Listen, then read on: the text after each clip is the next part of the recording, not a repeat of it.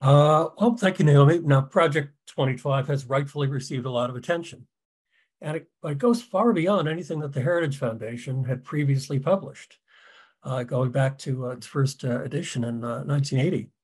And it's different insofar as the extraordinary authoritarianism and the extremity of its public policy proposals. It also departs from past Mandate for Leadership volumes in that it's produced by a wide coalition of conservative groups. But in this, I think they've made an historic strategic blunder. The hubris of the document and the coalition behind it is that they did not anticipate that people would be so revulsed. In contrast to past volumes of Mandate for Leadership, it's been denounced by the candidates of both major parties and has actually become a campaign issue. Clearly, they've overplayed their hand. Project 2025 has become such an issue that NBC News even polled about it. 57% of registered voters have a negative view, while only 4% have a positive view. So as much as Project 2025 reveals the agenda of the broad political right, and will seek to manifest at all levels of society, it may also become the standard from which all politicians will now have to distance themselves. That said, where Project 2025 brazenly showed their hand, another similarly intended agenda, but in a different but overlapping coalition, has received far less attention. Now, unlike the Heritage Foundation, which has been an institutional creature of the conservative movement for the past 50 years, the America First Policy Institute, AFPI, was established in April of 2021. And actually, it was they originally incorporated in sometime in 2020. So apparently they were going to exist as a think tank, whether Trump won or lost. But their explicit purpose was to carry forward the administration, the Trump administration's agenda into prospective second term. It was announced in a video by board member and former House Speaker Newt Gingrich. And it's titled The America First Agenda. And where Project 2025 is so massively specific, the America First agenda relies on broad principles over detailed policy ideas. Make the greatest economy in the world work for all Americans. Put patients and doctors back in charge of healthcare. Restore America's historic commitment to freedom, equality, and self-government. Give parents more control over the education of their children. Secure the border, end human trafficking, defeat the drug cartels, deliver peace through strengthen American leadership, make America energy independent, make it easy to vote and hard to cheat, provide safe and secure communities so all Americans can live their lives in peace, fight government corruption by draining the swamp. Now, AFPI did not start small. It had a $28 million budget in its first year. So given its general obscurity in public life, I want to briefly mention some of the high-level leaders in AFPI. Like Project 2025, AFPI is populated with former Trump administration officials. They claim 9 former cabinet members, more than 50 senior White House staff, and hundreds of industry leaders and experts. Most of these are not visible in AFPI's public materials, but the public faces include Brooke Rollins, who was director of the Domestic Policy Council and chief White House strategist, Energy Secretary Rick Perry, Larry Kudlow, director of the National Economic Council, Linda McMahon, who headed the Small Business Administration, Chad Wolf, acting secretary of the Department of Homeland Security, and Trump's spiritual advisor, and last but not least, Apostle Paula White-Cain. The board of directors also includes right-wing billionaires Tim Dunn and Robert Inouye. What is also not visible is what the various committees comprising all these important figures are actually doing.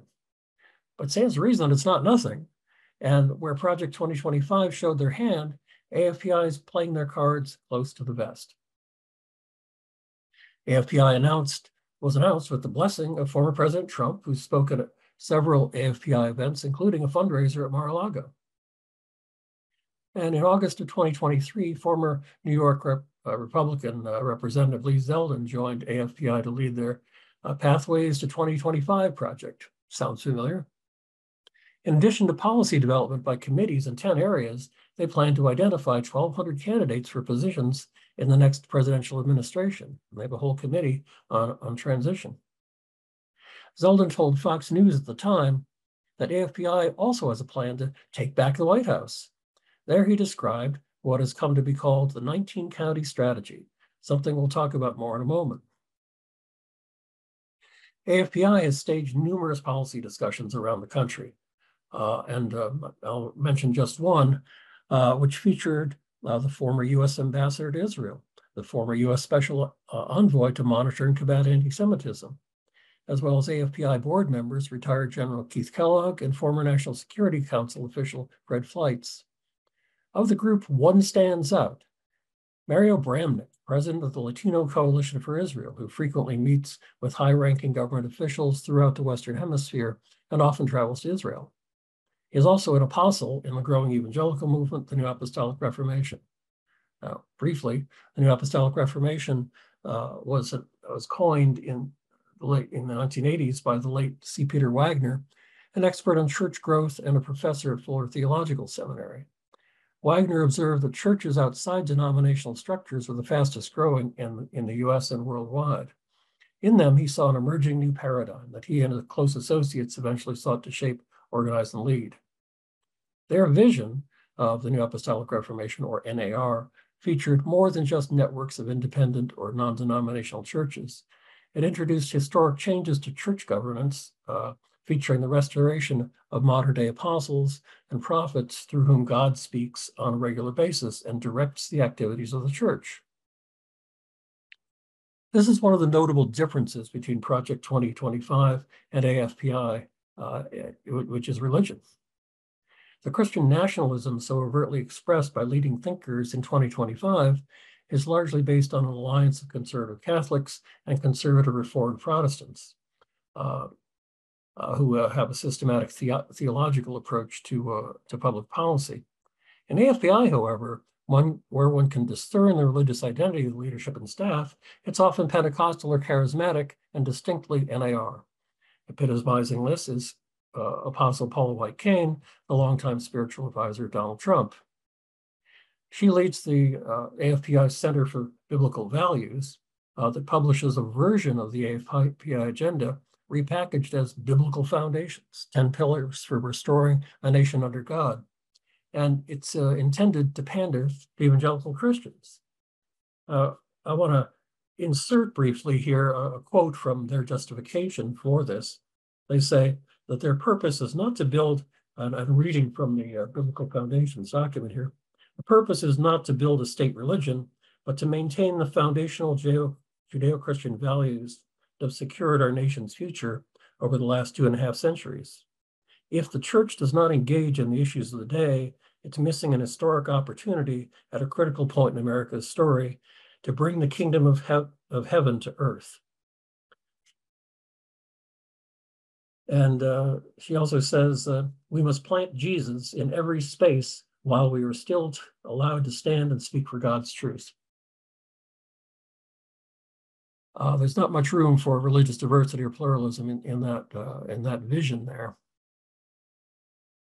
In any case, the White House photo from this White House photo from 2019 illustrates the intimate relationship of NAR in the Trump world and why the movement plays an ongoing role in policy development and the politics to make it happen.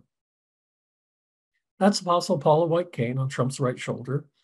On his left shoulder is Apostle Guillermo Maldonado of Miami, who leads perhaps the largest Latinx church and apostolic network in the country.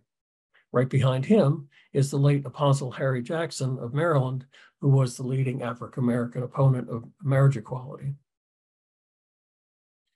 C. Peter Wagner, who was a seminal thinker and eminence grise of NAR, authored the defining book on the politics of NAR in 2008.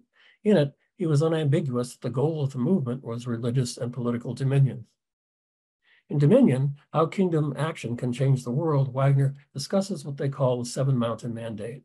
This is the idea that Christians of the right sort are to seek to influence and ultimately conquer these metaphorical mountains in order to achieve dominion.